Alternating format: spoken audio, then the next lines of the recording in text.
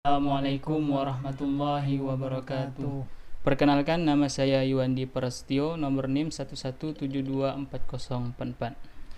Perkenalkan, nama saya Samyun Alim, NIM 11724025.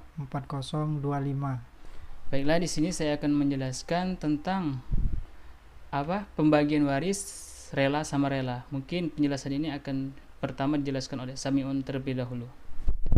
Di sini saya akan menjelaskan tentang pengertian hukum kewarisan.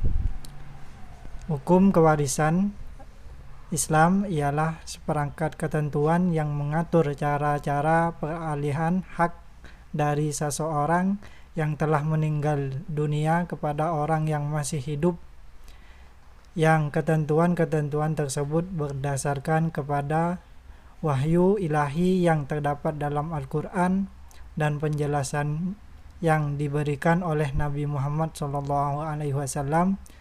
Dalam istilah bahasa Arab disebut faraid. Selanjutnya yaitu tentang sumber-sumber hukum kewarisan Islam.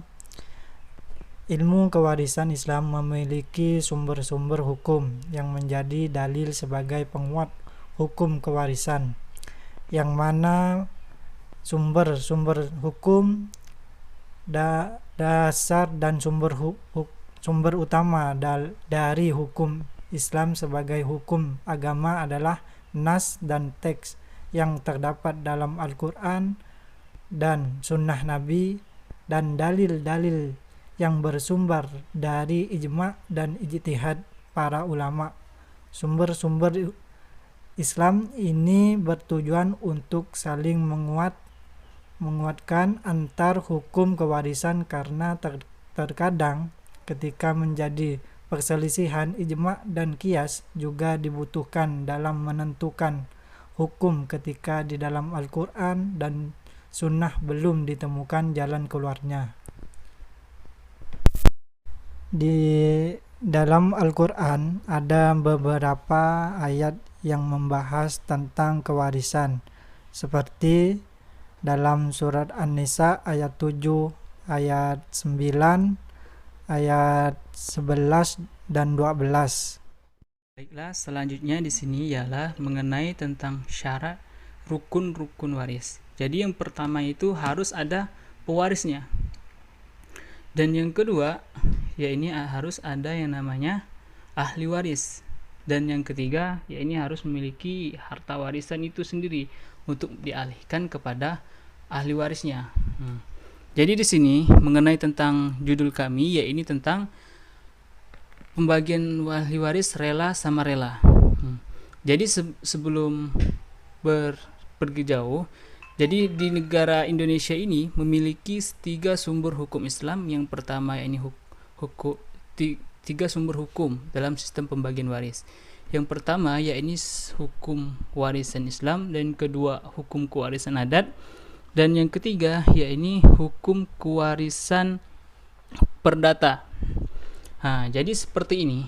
Ketika hukum kewarisan rela sama rela itu tergantung dari kasus tersebut. Jika kita kembalikan kepada hukum kewarisan Islam, yakni tentang fikih, gitu. Jadi kembalikan dalam kasus tersebut.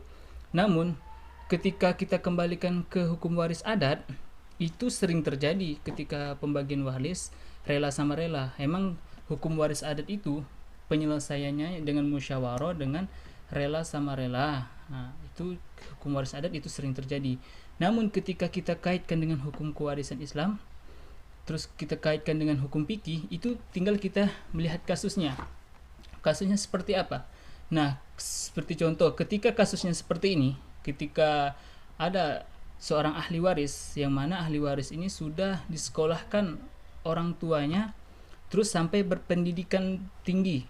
Nah, sudah sampai berpendidikan tinggi, sedangkan ahli waris yang lainnya itu tidak disekolahkan sampai tinggi. Nah, ketika itu sistem pembagian warisnya tinggal musyawarahkan dengan cara bermusyawarah, dan yang sekolah tinggi ini mendapatkan harta waris sedikit. Karena apa?